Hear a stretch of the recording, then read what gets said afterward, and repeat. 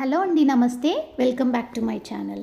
ఈ మధ్య అందరూ డైట్ కాన్షియస్ అయిపోయారు. అలాంటి వాళ్ళంతా క్యారెట్, బీట్రూట్, కీరా వీటన్నిటిని డైట్లో ఇంక్లూడ్ చేసుకుంటూనే ఉన్నారు. క్యారెట్ అండ్ కీరా పచ్చిగా తినేయొచ్చు, అందులో ఏ ప్రాబ్లం ఉండదు. కానీ బీట్రూట్ని పచ్చిగా ఎక్కువ తినలేము కదా.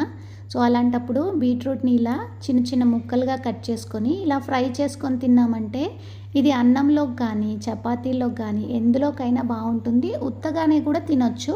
కడాయిలో కాస్త ఆయిల్ వేసుకొని అది వేడయ్యాక శనగపప్పు, మినపప్పు, ఆవాలు, జీలకర్ర, కొన్ని ఎండుమిర్చి, కరివేపాకు, కాస్త పసుపు వేసుకొని చిన్నగా కట్ చేసిన బీట్రూట్ ముక్కలు కూడా వేసేసుకొని కాస్త ఉప్పు వేసుకొని కొంచెం సేపు మగ్గించి, కొంచెం మగ్గింది అని అనుకున్న తర్వాత మీకు నచ్చితే కొంచెం కారం కూడా వేసుకోవచ్చు.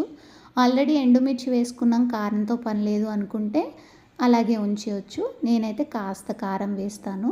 సో కారం వేసి మళ్ళీ కాసేపు కలిపేసుకున్న తర్వాత దించే ముందు ధనియాల పొడి, కాస్త వేయించిన జీలకర్ర పొడి వేసి కలిపేసుకున్నారంటే బీట్రూట్ ఫ్రై రెడీ అయిపోయినట్టే. మీరు ఒకసారి ఇలా ట్రై చేయండి. మేబీ మీలో చాలామంది చేస్తూ ఉంటారేమో, బట్ నేనైతే రెగ్యులర్గా ఇలా చేస్తాను.